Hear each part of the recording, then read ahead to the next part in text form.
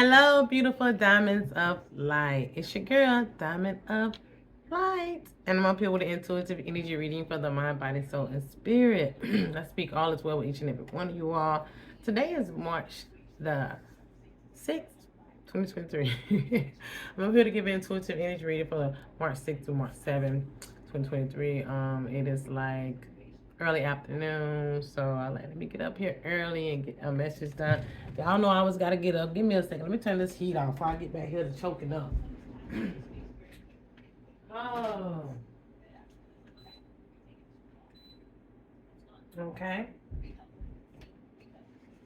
All right, all right, all right. How have my day been so far? It's been good. I got up early this morning.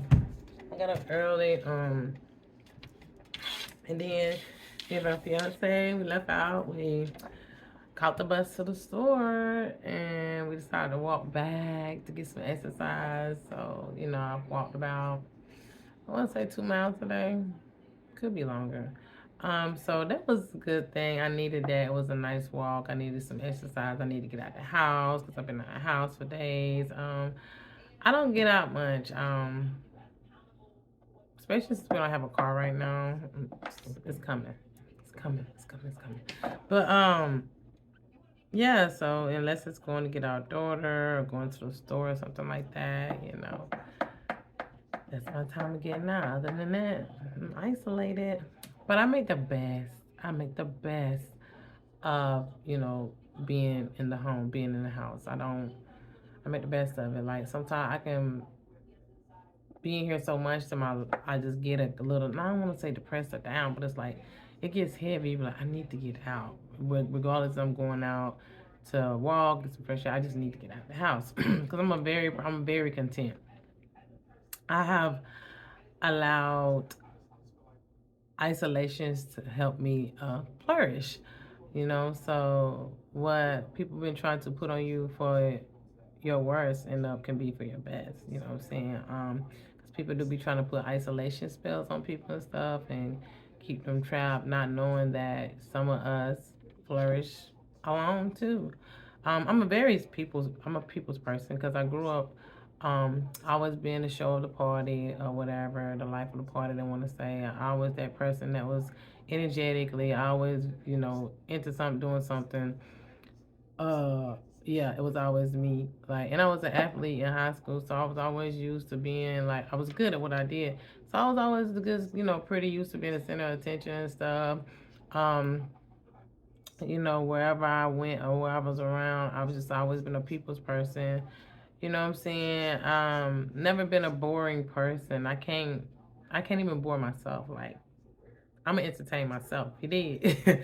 So so isolation just helped me to know and understand who I am, and now I kind of grasp why I not kind of let me stop saying kind of. I know now why I've had so much back and why so many people are intimidated about me and who I am and my energy. Um, and why my life has been how it is. Um, I just am who I am, and I allowed a lot of people made me to be uncomfortable with myself, and for so many years I held myself back and dumbed myself down just to help other people appease their insecurities and jealousy. I'm not doing that no more. Even when I'm not trying, because I'm just being me authentically. Yeah, I'm never trying to put on the show. I don't do my platform and stuff like that. I don't do this for clout. I don't. I still don't have a lot of followers. I'm up to 1,300 though. Um, but it took me years to even get to 1,000. Like, I've been on YouTube for almost 5 years, and I still only got like 69 subscribers.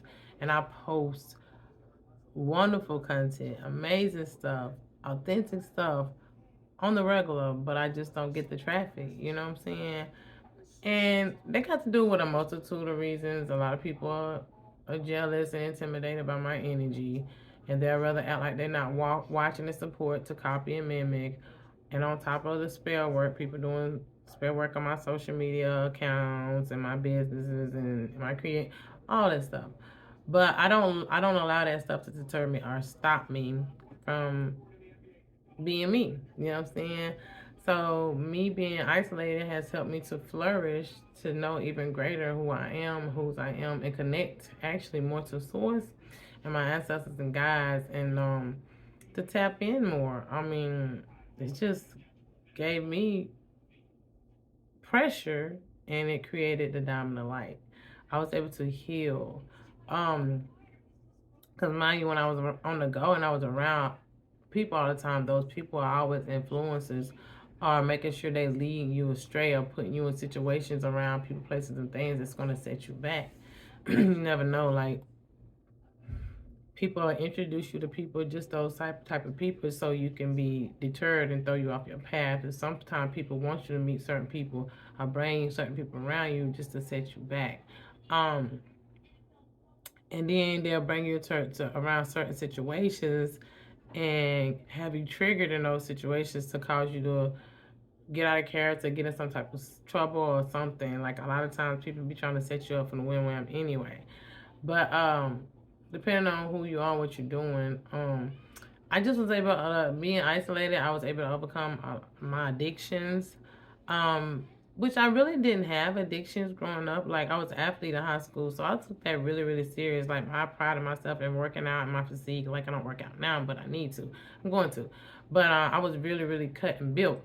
And I ran every day. I played sports. I was an athlete. Like, as far as putting alcohol and all that stuff in my body, I was never that type of person. Anyway, I didn't have any addictions. Now the addictions accumulated after my first baby daddy them took me to court and got custody of my daughter. They had to pay for a lawyer out of pocket, and spell work was always also done too. And I thought they had got custody of my oldest daughter, my first daughter. That's when I went down a very, very, very dark road. And that's when I started using substance abuse, because that's all my family did. That's all I was around. And I used to pride myself that I was going to get out the hood, help all my family as an athlete, get on my feet. But, got pregnant from lack of guidance and support. Nobody really cared what I did. I didn't have any support from my family when I was doing sports and stuff. That wasn't there for me. They weren't making sure I succeeded. It was things that I was just willfully and energetically still doing on my own back then. As time went on, like, dang, I even did that. You know what I'm saying? So when nobody didn't care, but them not caring also put me in a dilemma where I end up getting pregnant at young ages. First time 15, I didn't have that baby. Um, my family made me, abort it, which is what happened. I'm never afraid to tell my story, and then I got to get pregnant again at 18, and what I'm saying, lack of guidance. Nobody care what you're doing. They want you to mess up your life because they messed up theirs. So they're never trying to lure you in the right path. You know what I'm saying? They open up the doors for you to lay up with boys and doing all kind of stuff. It's just like, toxic families. Um, and us growing up in toxic lives. But anyway, after they took my first daughter, I lost it. And I went down a dark road for some years. Drug abuse, alcohol abuse. I just converted to what I seen everybody else do. You know what I'm saying? Um, but I still had fight though. I always knew that wasn't me. Like, it just wasn't me. I just didn't know how to cope. Like, how at a young age you have a child at 18 and she gets taken from you at 20. You know what I'm saying? Like 21. And all over a scandal in the window. Like, I thought I was getting a lot of help. Like, people used to say, "Oh, you got a maid. Your baby daddy, mama, and them, they always come to get the baby. They always helping you." I was like, you know what? I guess I do got a maid.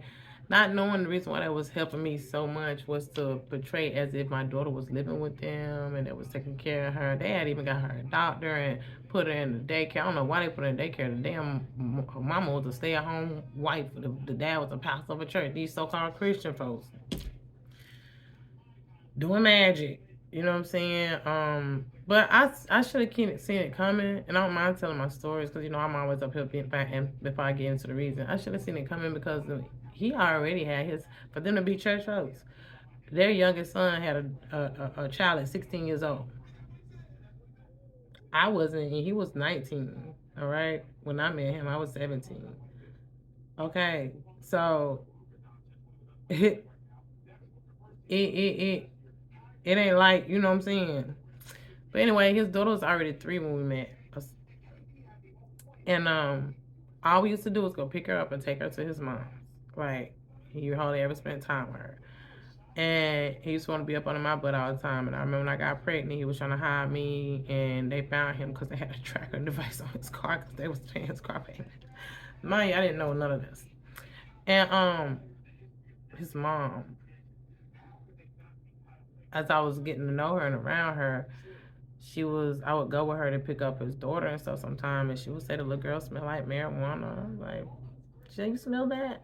You know, she just would say stuff, and then she even took me to the Department of Social Services. Like, I know that these people intentionally did this to me because I seen it beforehand. So she took me to the Department of Social Services with her with the little girl to report that and wanted me to say that the little girl smelled like marijuana. I was like, I don't smell nothing. I don't know what she's talking about. And then she even said that when she walked in the house to get the little girl, when she came back out there to me,